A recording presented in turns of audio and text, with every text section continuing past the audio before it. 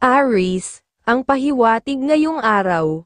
Ang iyong aura ay puno ng positibong enerhiya, lalo na kung may makakausap kang malapit sa iyong puso. Ang relax na kaisipan ang magiging susi upang mapanatili ang maayos na daloy ng usapan. Sa pagbuo ng mga plano, madali kayong magkakaunawaan at mabilis ang magiging progreso. Samantalahin ang pagkakataong ito upang maitatag ang mga ideya na may malinaw na direksyon. Sa mga kasunduan o proyekto na kailangang tapusin, mas mainam na gawin ito ng buo at maayos. Kapag nagawa mo ito, magkakaroon ka ng sapat na espasyo upang paghandaan ang iba pang hakbang sa hinaharap.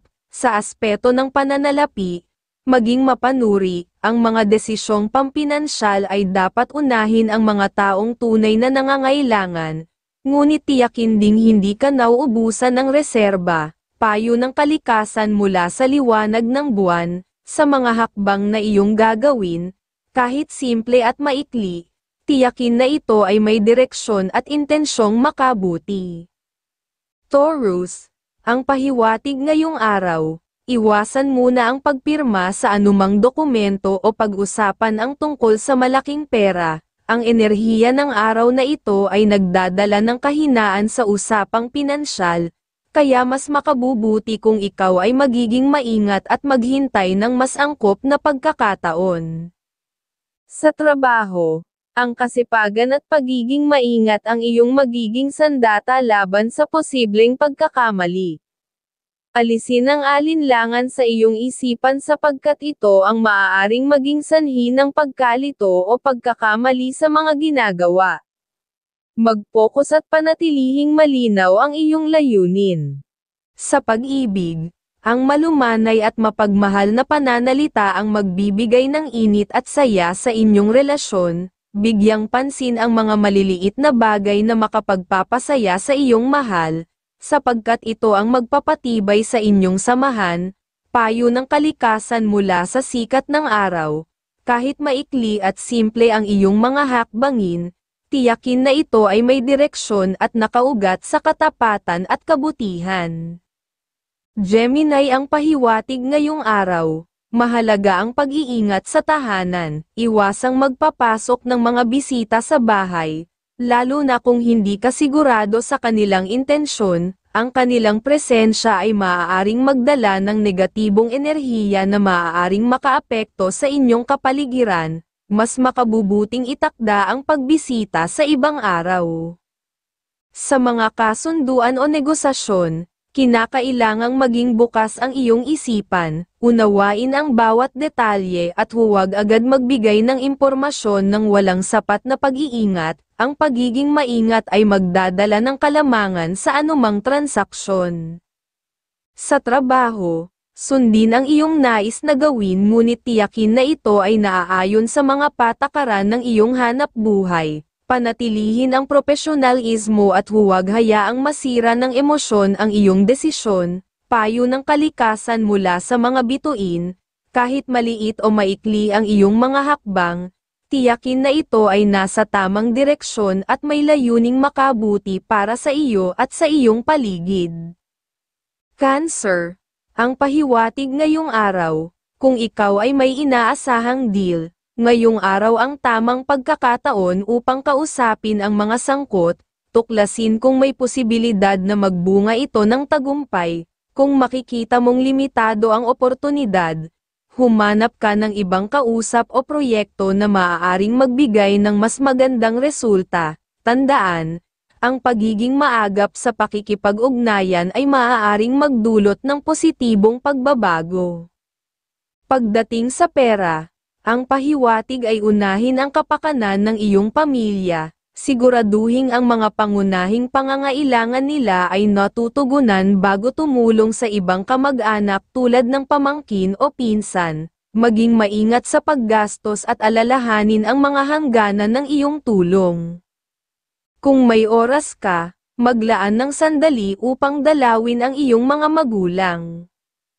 Ang ganitong simpleng pagkilos ay maaaring magdala ng swerte at positibong enerhiya sa inyong mga layunin.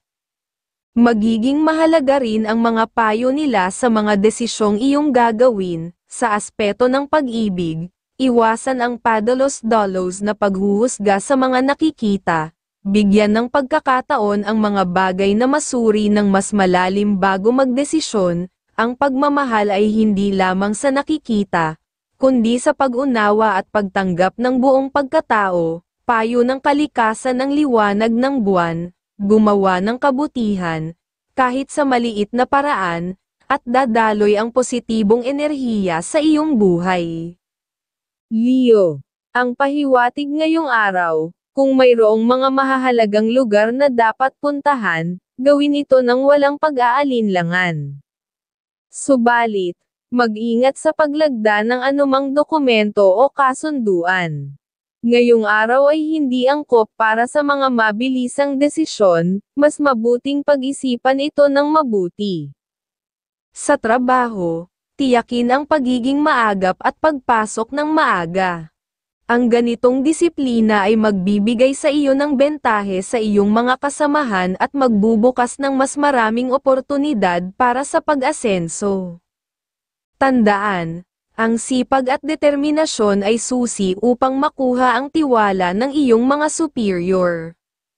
Sa tahanan, maging mapagpasensya at maunawain sa mga kasambahay. Ang araw na ito ay maaaring magdala ng kaunting tensyon, ngunit sa tamang pakikitungo, maiiwasan ang hindi pagkakaunawaan. Bigyang pansin ang pangangailangan ng bawat isa upang mapanatili ang harmonya sa pamilya.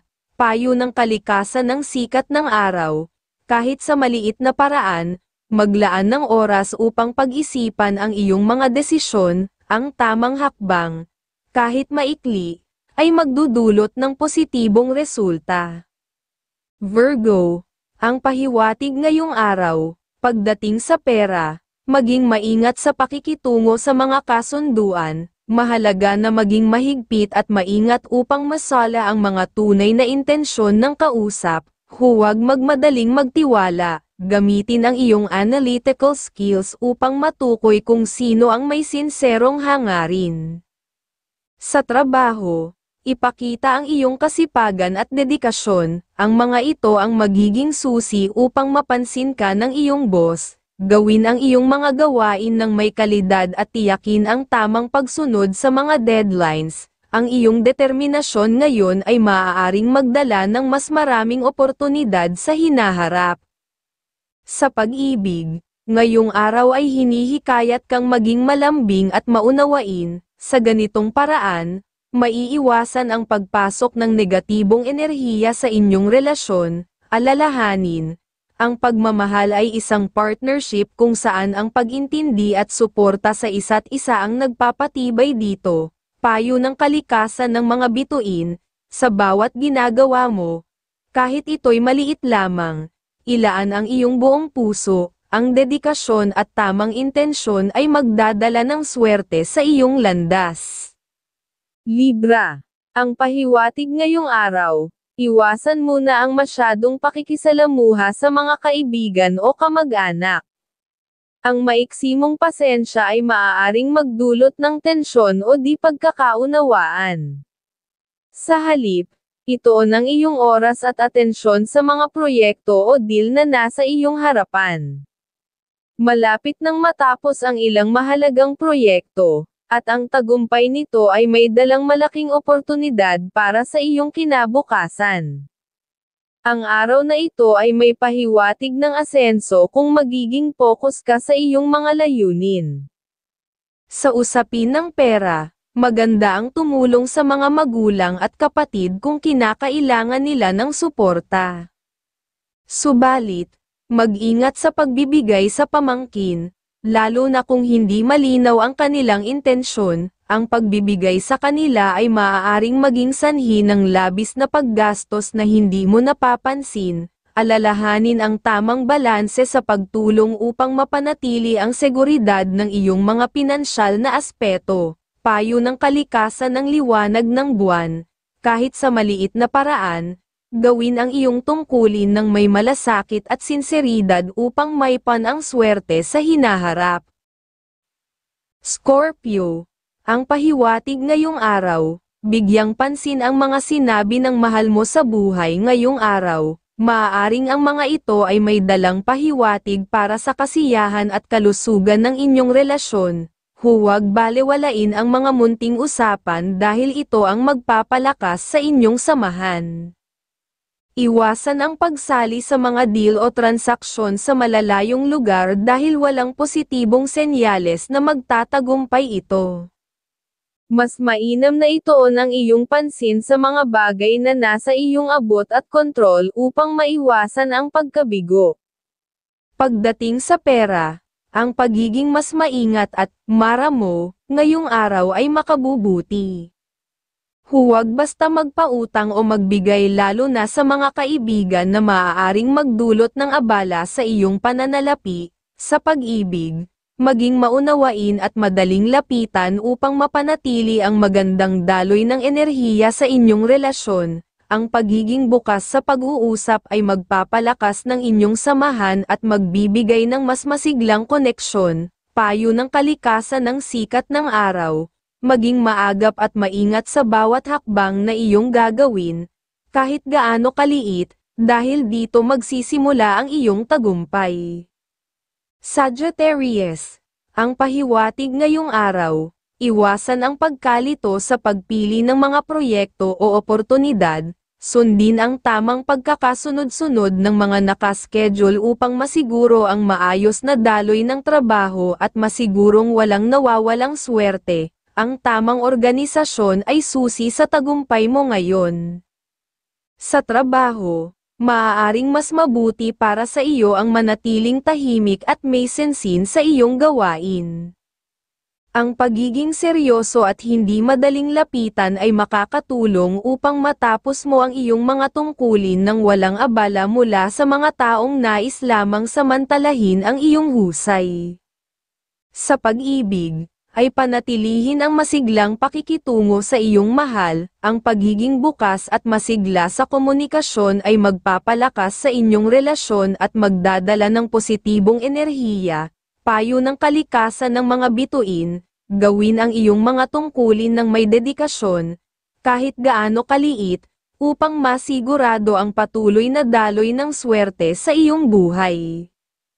Capricorn, ngayong araw, ang pahiwatig ng iyong gabay ay nagbibigay ng malinaw na direksyon tungkol sa iyong plano na magtrabaho abroad. Kung mayroon kang kakilala o malapit na kaibigan sa iyong destinasyon, tiyak na mas magiging magaan ang iyong pagsisimula at mabilis kang suswertehin. Gayunpaman, kung wala kang kakilala, huwag mag-atubiling tumuloy basta't maghanda ka ng dobleng tiyaga at disiplina upang maabot ang iyong mga pangarap. Kung may kasalukuyan kang deal o transaksyon na may kinalaman sa trabaho, mas mainam na ituloy ito ngayon dahil may potensyal itong magdulot ng malaking pag-asenso.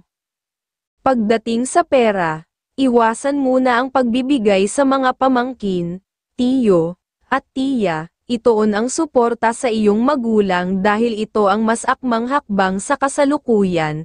Sa aspeto ng mga pahiwatig ng kalikasan, ang gabay ng liwanag ng buwan ay nagsasabing kahit maiksi ang iyong mga hakbangin, siguraduhin ito ay may malinaw na layunin at direksyon. Aquarius, ang pahiwatig ngayong araw, ay nagmumungkahi na mas mainam na ituloy ang iyong mga plano, partikular na ang mga transaksyon o mahahalagang usapin. Gayunpaman, iwasan muna ang pagpirma sa anumang kontrata o kasunduan sapagkat mahina ang tsansang umunlad ito ayon sa iyong gabay. Unahin ang iyong mga naiisip na proyekto o plano sa trabaho, ngunit mag-ingat sa pagtitiwala sa ilang kasamahan, mas mainam na suriin ang kanilang mga intensyon bago magdesisyon. Sa pag-ibig, pinapayuhan kang dagdagan ang iyong pagsisikap na magpakita ng pagmamahal. Kung may sapat kang pera, gamitin ito para bigyan ng kasiyahan o sorpresa ang iyong minamahal, dahil ito ang magpapalalim sa inyong samahan. Ang gabay ng sikat ng araw ay nagpapaalala na kahit maikli ang iyong aksyon, dapat itong magdala ng liwanag at inspirasyon sa iyong layunin. Pisces, ngayong araw, ang pahiwatig ng iyong gabay ay nakatuon sa pagiging mapanuri at maingat sa iyong mga kausap. Ang pagmamasid at pagsusuri sa kanilang mga kilos ay magbibigay sa iyo ng kalamangan. Kung may kailangang pirmahan, gawin ito agad basta't malinaw sa iyo ang mga detalye. Sa trabaho, malaki ang posibilidad na magdala ng pag-unlad ang araw na ito. Ang pagiging masaya at masigla sa iyong mga gawain ay magdudulot ng mabilis na pagtatapos ng mga ito, at lihim kang makakakuha ng tiwala ng iyong mga superior sa pamamagitan ng iyong kahusayan. Sa usaping pinansyal, iwasan muna ang anumang uri ng investment dahil hindi ito ang tamang panahon. Sa halip, maglaan ng suporta sa iyong anak na may pamilya, lalo na kung sila ay nangangailangan ng tulong. Ang pahiwatig ng mga bituin ay nagsasabing kahit maiksi ang iyong mga desisyon, dapat itong puno ng kahulugan at tamang direksyon upang magdala ng tagumpay.